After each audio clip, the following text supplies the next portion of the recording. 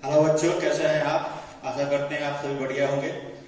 आज हम लोगों का ये माइक्रो ऑर्गेनिज्म का सेकंड पार्ट है। आज हम लोगों को माइक्रो ऑर्गेनिज्म के बारे में ये जानना है कि माइक्रो ऑर्गेनिज्म हमें किस प्रकार से मदद करते हैं। तो इसमें माइक्रो ऑर्गेनिज्म हमारे लिए किस प्रकार लाभदायक होते हैं और कैसे वो हार्मफुल होते हैं, इन दोनों चीजों के बारे में हम लोग जानेंगे। तो माइक्रो ऑर्गेनिज्म का प्रयोग जो है वो फूड इंडस्ट्री में बहुत ज्यादा किया जाता है। आपने देखा होगा कि curd, in the making of curd and cheese, curd और चीज को बनाने के लिए, आपको माइक्रो ऑर्गेनिज्म का मदद लिया जाता है। आपने लैक्टोबैसिलस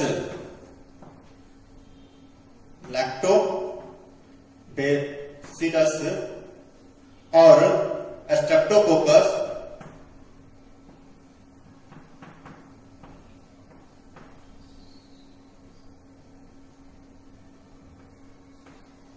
स्ट्रेप्टोकोकस ये दो बैक्टीरिया है, ठीक है ना। एक लैक्टोबैसिलस है, एक स्ट्रेप्टोकोकस है। लैक्टोबैसिलस प्राय क्या करता है कि मिल्क को शावर कर देता है और शावर करके वो मिल्क को गाढ़ा करने लगता है और गाढ़ा करके वो उसे कर्ड के रूप में बदल देता है। तो मिल्क से कर्ड के रूप में चेंज होने की जो प्रक्रिया है उसको कर्डलिंग कहा जाता है। ठीक, आगे हम लोग देखेंगे कि इडली और डोसा भी हम लोग जब बनाते हैं तो इडली और डोसा जो है ये आपको ब्लैक ग्राम के पेस्ट से बनाए जाते हैं। ब्लैक ग्राम का जो पेस्ट है उसको हम लोग क्या करते हैं कि एटमॉस्फेयर में उसका पेस्ट बना करके ऐसे ही छोड़ देते हैं। तो स्ट्रेप्टोकोकस जो बैक्टीरिया है उसके साथ संपर्क करता है और स्ट्रेप्टोकोकस बैक्टीरिया जो है उसमें फर्मेंटेशन की प्रक्रिया होने लगती है। उसको फर्मेंट करने के लिए छोड़ देते हैं तो फर्मेंटेशन की प्रक्रिया होती है और फर्मेंटेशन की प्रक्रिया के दौरान उसमें CO2 फॉर्म होते हैं। ठीक, CO2 फॉर्म होते हैं और जब CO2 फॉर्म हो जाते हैं और इडली और डोसा को जब हम लोग सेकते हैं तो वो CO2 गैस जो है वो बाहर निकल आता है और हमारा जो इडली या डोसा जो है ये पल्पी और स्पंजी बन जाता है। ठीक है ना। तो ये फर्मेंटेशन क्या होता है? The process of converging of sugar into alcohol by the action of microbes like yeast is called fermentation. यहां हम लोग देखेंगे कि ब्रेड बनाने के लिए क्या किया जाता है। ब्रेड बनाने के लिए प्राय यीस्ट का प्रयोग किया जाता है। यीस्ट आपको आटे के जो डाउ होंगे उस आटे के डाउ में यीस्ट ऐड कर दिया जाता है। जब आटे के डाउ में यीस्ट हम लोग ऐड कर देते हैं और ऐड करने के बाद उसमें जो शुगर मौजूद है, ठीक है ना, वो शुगर क्या होता है? शुगर वो CO2 और अल्कोहल के फॉर्म में चेंज करेगा फर्मेंटेशन की प्रक्रिया से। The process of conversion of sugar into alcohol by the action of microbes like yeast is called fermentation. Fermentation की प्रक्रिया जो है ये सबसे पहले लुईस पास्चर ने डिस्कवर्ड किया आपको 1857 में। तो इस तरीके से ब्रेड भी बनाए जाते हैं। यीस्ट मिलाया जाता है डाउ में जब यीस्ट मिलाते हैं तो उसमें भी आपको कार्बन डाइऑक्साइड, CO2 और अल्कोहल प्रोड्यूस होते हैं और इस तरीके से जब वो CO2 उससे बाहर निकल आते हैं तो वो हमारा ब्रेड जो है वो भी एक स्पंजी और कुल्फी बन जाता है। ब्रेड भारत में एक स्टेपल फूड है। भारत के बहुत सारे भागों में ब्रेड का प्रयोग किया जाता है। स्पिरुलिना ये क्या है? Spirulina is a cyanobacterium used as a food rich in the protein diet. Spirulina की एक प्रकार का एक अलगी होता है और इसको प्राय क्या किया जाता है कि कैप्सूल इसके बनाए जाते हैं और कैप्सूल बना करके इसे प्रोटीन सप्लीमेंट के रूप में उपयोग किया जाता है। स्पिरुलिना को एनिमल के लिए भी, ह्यूमन बींग्स के लिए भी उपयोग में लिया जाता है। इन the making of beverage industry में भी हम लोग यह देखते हैं कि प्राय फ्रूट के द्वारा या सीरियल्स के द्वारा, फ्रूट जैसे कि आपको ग्रेप्स हो गए, तो ग्रेप्स के फर्मेंटेशन से और सीरियल्स जैसे कि व्हीट हुआ, राइस हुए, इसके फर्मेंटेशन से क्या होता है वहां पे उससे अल्कोहल प्रोड्यूस होंगे। जब इसमें आपको ग्रेप्स में जो भी शुगर मौजूद है वो फर्मेंटेशन उसका होगा और फर्मेंटेशन होने के बाद उससे अल्कोहल सेक्रेट करेगा। इस तरीके से ये आपको बेवरेज भी बनाए जाते हैं माइक्रो ऑर्गेनिज्म के मदद से। अगर ये भी एक प्रकार का डाइट होता है जिसका प्रयोग जो है वो प्राय जेली या हम लोग मार्शमैलो बनाते हैं तो उसको गाढ़ा करने के लिए प्राय इसका प्रयोग किया जाता है। ये एक जिलेटिन होता है, वेजिटेरियन जिलेटिन होता है, ठीक है ना। आगे अब हम लोग देखेंगे नेक्स्ट माइक्रो ऑर्गेनिज्म को हम लोग एग्रीकल्चर में भी इसका उपयोग करते हैं। Micro organism as a natural scavenger. Scavenger का क्या काम होता है? एस्केवेंजर प्राय क्या करते हैं कि जो भी डेड प्लांट होते हैं या डेड एनिमल होते हैं उनको वो डिकम्पोज कर देते हैं या खा जाते हैं और इस तरीके से वे हमारे वातावरण को क्लीन करते हैं, ठीक है ना। एस्केवेंजर का मुख्य काम होता है। तो माइक्रो ऑर्गेनिज्म के द्वारा ह्यूमस फॉर्मेशन जैसे कि गार्डन है, गार्डन में जो भी प्लांट के रिमेन्स होते हैं वे प्लांट के रिमेन्स जैसे कि स्टेम हुआ, फ्लावर हुए, रूट हुए या लिप्स हुए, वे सभी डिकम्पोज होते हैं और डिकम्पोज होने के बाद मिट्टी में जब बढ़ते हैं, मिट्टी में पड़ने के बाद उसमें वो मिल जाते हैं और उस सॉइल में जो भी माइक्रो ऑर्गेनिज्म होते हैं वो प्लांट रिमेन्स को क्या करते हैं? प्लांट रिमेन्स को वे डिकम्पोज करने लगते हैं और डिकम्पोज करने के बाद जो काला अवशेष बढ़ते हैं, ठीक है ना, वो क्या कहलाता है? ह्यूमस कहलाता है। तो इस तरीके से ये माइक्रो ऑर्गेनिज्म जो है वो ह्यूमस फॉर्मेशन में भी सहायक होते हैं। ह्यूमस जो होता है, ह्यूमस मिट्टी की फर्टिलिटी को बढ़ाता है और ये एक कंपोस्ट की भांति ये काम करता है, ठीक है ना। Nitrogen fixation bye micro organism. Nitrogen fixation क्या होता है?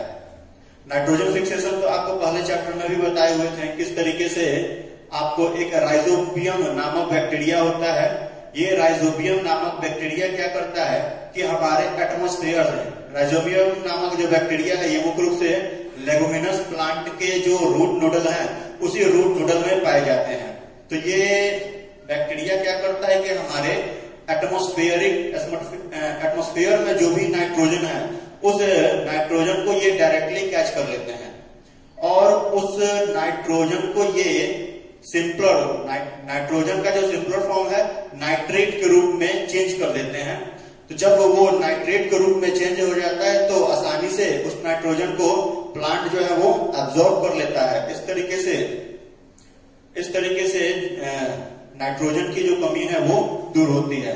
Nitrogen fixation bye micro organism. Rhizobium bacteria help in nitrogen fixation, ठीक है ना।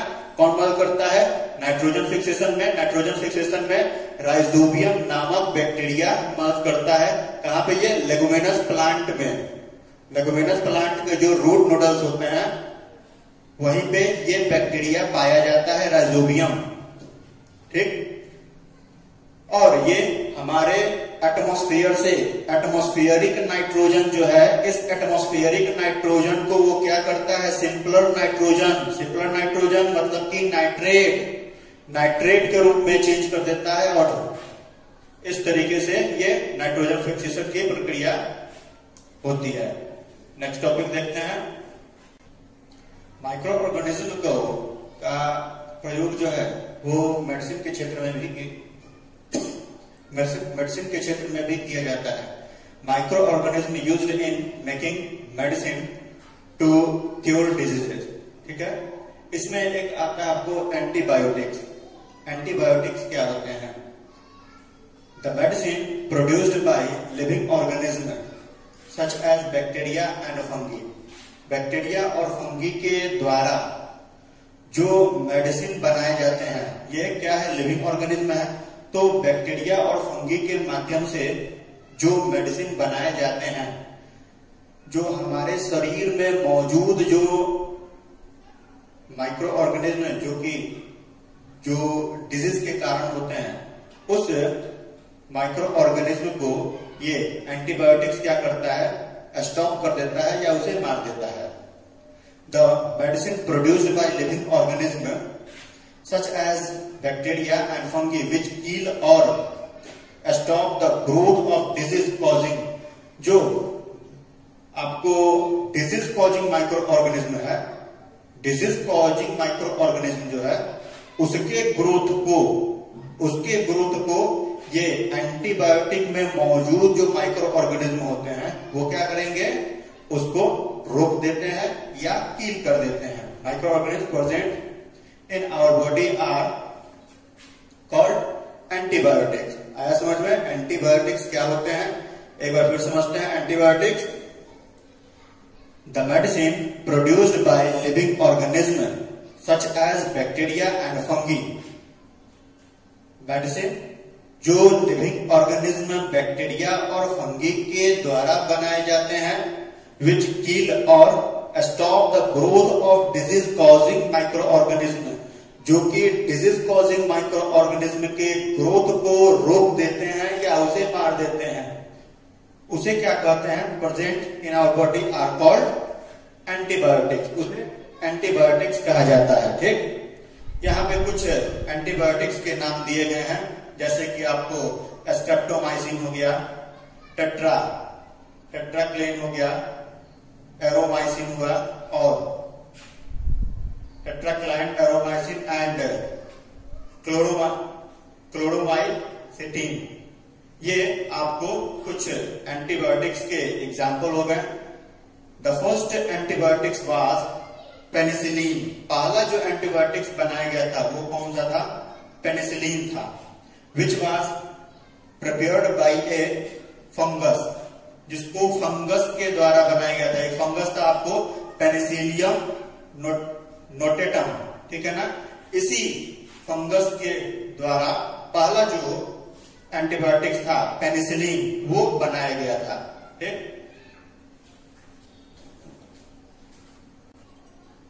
Antibiotics are also use to control many plant disease. Plant disease को भी कंट्रोल करने के लिए हम लोग एंटीबायोटिक का प्रयोग करते हैं। एंटीबायोटिक्स का प्रयोग करते समय कुछ प्रिकॉशन है, उसको हम लोगों को प्रायः फॉलो करना चाहिए। हम लोग प्रायः यह देखते हैं कि जब भी हमें कफ होते हैं तो हम मेडिकल शॉप में जाते हैं और जाकर के दवा ले लेते हैं। मेडिकल शॉप वाले क्या करते हैं, केमिस्ट, हमें 2 टैबलेट एंटीबायोटिक्स काट करके और कुछ और मेडिसिन मिला करके दे देते हैं, ठीक है ना। तो एंटीबायोटिक्स लेते समय कुछ उसके प्रिकॉशन है, कैसे हमें लेना चाहिए antibiotics. Antibiotics should be taken only on the advice of A qualified doctor. किसी क्वालिफाइड डॉक्टर से एडवाइस लेने के बाद ही हमें एंटीबायोटिक्स लेना चाहिए। एंटीबायोटिक्स लेते समय हमें उसका कंप्लीट कोर्स करना चाहिए। We must complete the entire course of antibiotics. प्रायः यह देखा जाता है कि दुकान में जाते हैं, दवा लेते हैं तो 2 टैबलेट काट के दे दिया और वो 2 टैबलेट हमने क्या किया, खा लिया। खाने के बाद जो कफ है वो हमारा खांसी जो है वो ठीक हो गया, लेकिन कुछ दिनों के बाद वो फिर से हो जाता है क्योंकि आपने कंप्लीट कोर्स नहीं किया। वो क्या करता है, एंटीबायोटिक्स उस माइक्रो ऑर्गेनिज्म को दबा देता है, कुछ समय के लिए उसको कमजोर कर देता है, लेकिन फिर से वो माइक्रो ऑर्गेनिज्म आपको आपके शरीर में फैलने लगते हैं और फिर से वो कफ होने लगते हैं। तो एंटीबायोटिक्स लेते समय हमें उस एंटीबायोटिक्स के जो कंप्लीट कोर्स हैं उस कंप्लीट कोर्स को जरूर करना चाहिए। अगर हम नहीं करते हैं तो क्या होगा कि जो भी हमें दिया गया एंटीबायोटिक, वो एंटीबायोटिक कुछ समय के बाद जो माइक्रो ऑर्गेनिज्म है उस एंटीबायोटिक पे असर करना जो है वो बंद कर देंगे। तो फिर वो जो एंटीबायोटिक है वो दवा जो है वो आपके बॉडी पे काम नहीं करेगा। अगर एंटीबायोटिक हम we should not take antibiotics when not needed or in wrong dose। जब जरूरत ना हो एंटीबायोटिक का तब एंटीबायोटिक नहीं लेना चाहिए। गलत डोज कभी भी नहीं लें। जो कंप्लीट डोज है वो कंप्लीट डोज लें। Antibiotic taken unnecessarily may kill the beneficial bacteria। अगर बिना मतलब के आप एंटीबायोटिक खा रहे हैं तो शरीर के अंदर जो भी यूजफुल बैक्टीरिया है वो यूजफुल बैक्टीरिया को क्या करेगा, वो मार देगा। इस तरीके से नुकसान भी होगा। Antibiotic should not be taken when we are suffering from cold and flu caused by virus. Virus के द्वारा अगर हमें कोल्ड फ्लू हो रहे हैं तो वहां पे एंटीबायोटिक हम नहीं लेंगे। एंटीबायोटिक्स जो है ये मुख्य रूप से बैक्टीरिया फंगस से होने वाले जो बीमारियां हैं वहां पर एंटीबायोटिक्स लिए जाते हैं। वायरस में नहीं लेंगे। वायरस के द्वारा जो भी हमें डिजीज हो रहा है वहां एंटीबायोटिक्स का प्रयोग नहीं किया जाता है। ठीक, नेक्स्ट टॉपिक हम लोग का वैक्सीन है। नेक्स्ट हम लोग पढ़ेंगे वैक्सीन के बारे में। Vaccine is a special type of medicine antigen used to create immunity in the body that helps in preventing diseases। Vaccine क्या करता है? वैक्सीन भी एक स्पेशल टाइप का मेडिसिन होता है, एक एंटीजन होते हैं।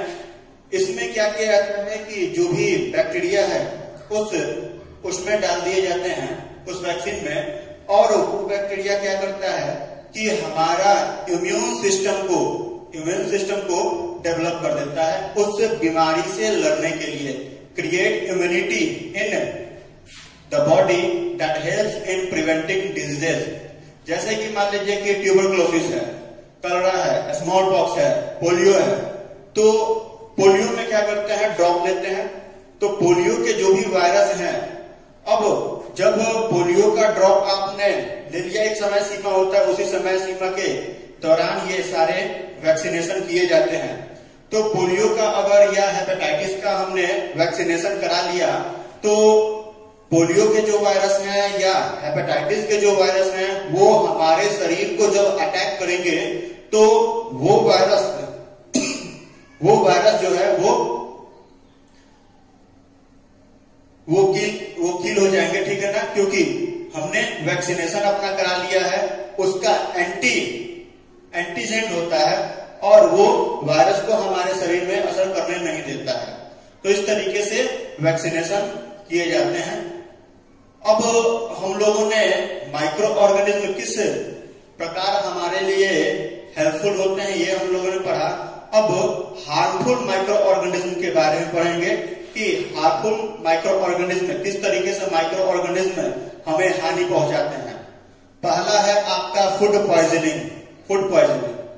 जब भी हम लोग भोजन को, प्राय ये देखते हैं कि भोजन को अगर समर सीजन के दौरान 5-6 घंटे हम लोग छोड़ देते हैं तो भोजन क्या होता है, वो एक्सपायर होने लगता है। उसमें बैक्टीरिया, एयर के माध्यम से बैक्टीरिया आ जाते हैं और वो क्या करता है, वो भोजन को एक्सपायर करने लगता है और हमारा फूड जो है वो पॉइजनस हो जाता है। इस तरीके से अगर हम वो इन्फेक्टेड वो भोजन को अगर खाते हैं तो फिर हमें पेट दर्द होने लगते हैं, सिर दर्द करने लगता है या वोमिटिंग होने लगते हैं। इवन कभी कभी डेथ भी हो जाते हैं अगर बहुत ही अधिक हमने पॉइजनस कोई फूड खा लिया तो। ठीक, human disease cause by microorganism. Some microorganism cause a large number of disease in humans. दूसरा है आपको मानव में होने वाले रोग। बहुत सारी बीमारियां जो है वो माइक्रो ऑर्गेनिज्म के कारण ही होता है। ठीक, तो माइक्रो ऑर्गेनिज्म के कारण होने वाले जो प्रमुख बीमारियां जैसे कि आपको कलरा हो गया, टाइफाइड हुए, प्लेग हुआ, इन्फ्लुएंजा हुआ, डिप्थेरिया हुआ, टेटनस हुए, ट्यूबरकुलोसिस हुआ। तो इस तरीके से ये कुछ बीमारी है जो कि ह्यूमन मानव में ये सारी बीमारियां होती हैं माइक्रो ऑर्गेनिज्म के कारण। ठीक, तो डिजीज के बारे में बताते हैं। तो डिजीज जो है ना वो दो तरीके के होंगे, एक होगा आपका कम्युनिकेबल डिजीज होगा और दूसरा क्या होगा, नॉन कम्युनिकेबल डिजीज होगा। कम्युनिकेबल डिजीज किसे कहते हैं, when disease are transmitted from a diseased person to a healthy person through various agent, they are called communicable disease.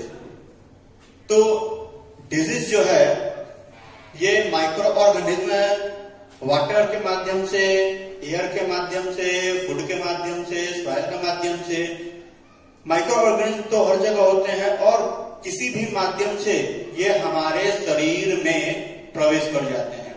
तो अगर हम किसी इन्फेक्टेड पर्सन के संपर्क में आते हैं, किसी अनहेल्दी पर्सन के संपर्क में आते हैं, तो उसके माध्यम से अगर एक व्यक्ति से दूसरे व्यक्ति में अगर कोई बीमारी फैल रही है तो उस बीमारी को क्या कहा जाएगा, कम्युनिकेबल डिजीज कहा जाएगा। When disease are transmitted from a disease person, disease person से क्या होगा, ये ट्रांसमिटेड होगा हेल्दी पर्सन में through various agent, they are called communicable disease. जैसे कि आपको चिकन पॉक्स हो गया, कॉमन कोल्ड हो गए, इन्फ्लुएंजा हुआ, कलरा हुआ, ये सभी कम्युनिकेबल डिजीज कहा जाएंगे।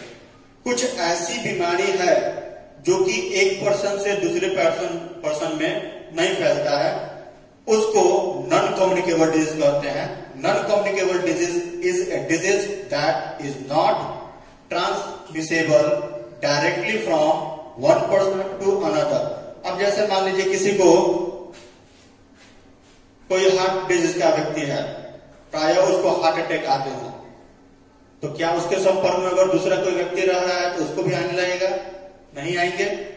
अगर किसी को कैंसर हो, ठीक है ना, तो हार्ट डिजीज हो गया, cancer, diabetes, chronicle kidney disease और कैटरेक्ट, मोतियाबिंद को कहते हैं कैटरेक्ट। तो ये बीमारी जो है वो एक व्यक्ति से दूसरे व्यक्ति में ट्रांसमिट नहीं होगा, इसको क्या कहेंगे, नॉन कम्युनिकेबल डिजीज कहते हैं। अब इसके अलावा डिजीज जो है वो किसी इंसेक्ट के काटने से या किसी एनिमल के काटने से भी फैलता है, उसे क्या कहते हैं, उसको अब देखेंगे हम लोग।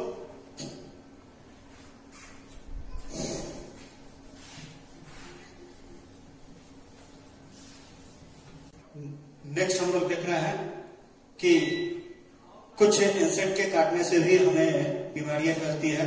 फीमेल एनोफिल्स मॉस्किटो, ये मलेरिया पैरासाइट को कैरी करते हैं। अगर ये मच्छर आपको, फीमेल एनोफिलिस मॉस्किटो अगर आपको काट लेता है, बाइट करता है, तो ये क्या करेगा, मलेरिया के जो पैरासाइट हैं वो हमारे शरीर के अंदर इंजेक्ट कर देते हैं और ये पैरासाइट क्या होते हैं कि हमारे ब्लड स्ट्रीम में मिल जाते हैं और मिलकर के हमें ये मलेरिया हो जाता है। इसके अलावा और भी जैसे कि एडिस मॉस्किटो होगा, डेंगू और चिकनगुनिया के लिए अगर ये मच्छर, डेंगू के जो मच्छर हैं उसे वो अगर काट लेते हैं तो हमें डेंगू हो जाते हैं। हाउस फ्लाई है घरेलू मक्खी क्या करता है, ये भी बहुत सारे जर्म्स को अपने पैरों में कैरी करके लाते हैं, और जैसे कि कुछ गंदे जगहों पे ये बैठ गए, बाहर में कहीं गंदे जगहों पे बैठे और अपने पैरों में ये जर्म्स को चिपका लिए और उसके बाद ये भोजन पर आकर के बैठ गए और भोजन को जब हम खाएं तो ये जर्म जो है वो हमारे शरीर के अंदर चला गया, उसके माध्यम से भी बहुत सारी बीमारियां फैलती है, जैसे कि आपको कलरा हुआ, डायरिया हुआ। तो ये सारी बीमारियां जो है वो घरेलू मक्खी के कारण फैलता है। अगर कोई पागल कुत्ता या बंदर हमें काट लेता है तो हमें हाइड्रोफोबिया नामक एक बीमारी है, ये हमें बीमारी हो जाएगा। ये जो मैड डॉग है या मंकी है, इनके दांतों में क्या होता है, रैबीज वायरस पाए जाते हैं। ये रैबीज वायरस जो है ये हमारे शरीर के अंदर चले जाते हैं और फिर हाइड्रोफोबिया नामक डिजीज से ग्रसित हो जाते हैं। अब हम यहाँ पे कुछ डिजीज जो है वो एनिमल के डिजीज देख रहे हैं और कुछ डिजीज जो है ये प्लांट के डिजीज हैं। तो एनिमल में भी बहुत सारे डिजीज होते हैं, जैसे कि आपको एंथ्रा हो गया जो कि कैटल में होते हैं, ये बैक्टीरिया के द्वारा फैलते हैं। फुट एंड माउथ डिजीज ये वायरस के कारण फैलता है। रिंडर पेस्ट ये आपको कैटल में ये बीमारी होते हैं, पिग में भी होते हैं, और वाइल्ड एनिमल जो है वाइल्ड एनिमल में भी ये बीमारियां फैलता है वायरस के कारण। मैस्टिटस ये भी आपको कैटल में बैक्टीरिया के द्वारा ये बीमारियां फैलती है। अब प्लांट डिजीज जो है जैसे कि रस्ट जो है ये वीट में, उसके बाद tobacco, mosquito, citrus, canker, yellow vein, mosaic of okra, late blight, ये लेट ब्लाइट जो है ये आपको पोटैटो और टोमेटो इसमें ये बीमारी पाई जाती है। तो इस तरीके से हम लोगों ने आज माइक्रो ऑर्गेनिज्म किस तरीके से हमारे लिए हेल्पफुल होते हैं और किस तरीके से माइक्रो ऑर्गेनिज्म हार्मफुल होते हैं, इन सभी चीजों के बारे में जाना। अब अगले वीडियो में हम लोग आगे की पढ़ाई करेंगे। ठीक है।